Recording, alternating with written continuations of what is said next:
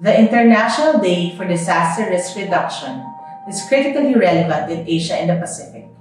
The region is arguably the most vulnerable to the impacts of climate change and disasters, being highly exposed to a range of natural hazards including tropical cyclones, earthquakes, tsunamis, volcanoes, and floods.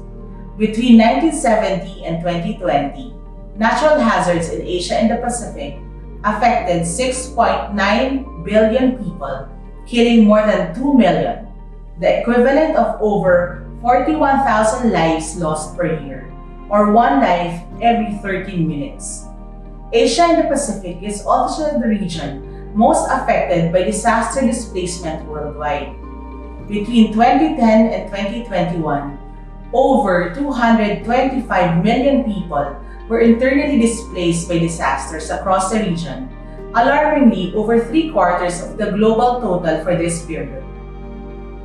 While countries across the region have significantly improved their disaster risk reduction responses over the past decade, resulting in fewer casualties, much more still needs to be done.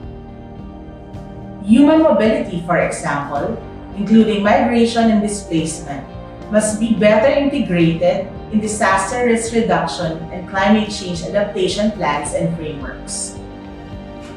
While the future scale of human mobility resulting from climate change and disasters is difficult to predict, with increasing incidents of storms, droughts, and sea level rises, we can expect more people to be on the move in the future, in some cases, repeatedly.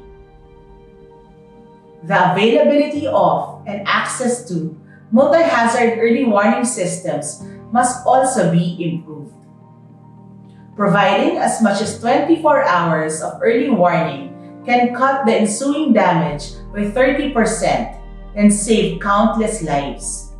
And yet, it is of great concern that 1/3 of people globally, mainly in the least developed countries and small island developing states, are still not covered by early warning systems.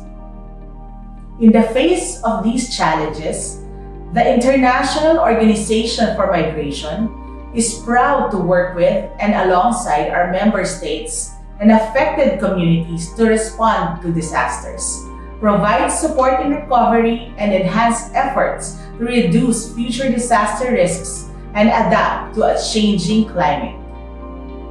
As we reflect on the way ahead during this year's International Day for Disaster Risk Reduction, we must therefore consider how to enhance international support to the most vulnerable people and countries to enable early action and minimize the harm to people, assets, and livelihoods. IOM will remain a steadfast partner in these efforts. Thank you.